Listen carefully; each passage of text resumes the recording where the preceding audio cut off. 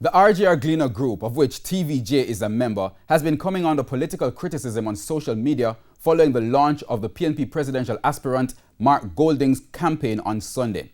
Among Mr. Golding's list of endorsements, businessman Joseph Matalon, who is also the chairman of this media group, RJRGleaner. Now, while there's no link between Mr. Matalon's political choice, the move has seen critics, especially on social media, affiliating the media entity, including our newsroom, with the PNP. We spoke with Mr. Matalon on the issue earlier. All right, Mr. Matalon, welcome and thanks for joining us. Not at all, it's my pleasure. I've been with the group for just under 10 years, and over the period, our reporters have been accused of being supporters of the opposition party. When Portia Simpson-Miller was president, was prime minister, we were accused of being JLP supporters and vice versa. Now that the JLP is in power, they are suggesting. So basically, how do you respond to the fact that your statement could have been seen as a group endorsement, albeit that you say it's not, it's a personal view? It may be seen by persons out there as a group endorsement and so compromise the balanced and professional work of the reporters here.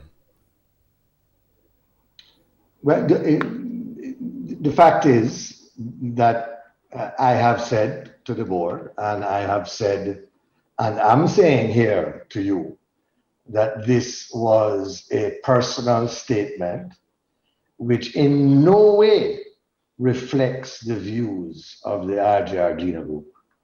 The board structures within the group are purposely held entirely separate from the journalistic and editorial functions and news reportage. That is a fact. And it's not the policy of the group. If you are saying to me that I had somehow tried to put pressure on a journalist within the group to take a particular position in relation to anything at all in the public sphere, then I think that I could be wrongly criticized, and in fact, would be justified, or the board would be justified in asking for my resignation. Statement has been sent out earlier today where it says a meeting was led by Deputy Chairman Dr. Lawrence Nicholson, and it reaffirmed the independence, fairness, and professionalism of the editorial arms of Radio Jamaica, Television Jamaica, and the Gleaner, which will not endorse political parties or candidates in any election. In hindsight, after all is said and done, do you think this was a bad move on your part? In hindsight, and based upon the controversy that it has obviously created, as you have said, it is something that I would need to think very carefully about. On the other hand, as I have also said to you, I think a large part of this discourse, after all, for example, in relation to the New York Times, they have recently endorsed a particular candidate for a primary or general election.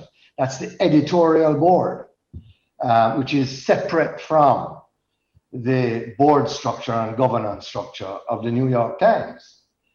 And I really feel that at some point we have to become mature enough in our political discourse that in fact we can separate issues of a personal endorsement of an individual whose trustworthiness, whose integrity, whose capacity I have witnessed at firsthand, and a political statement.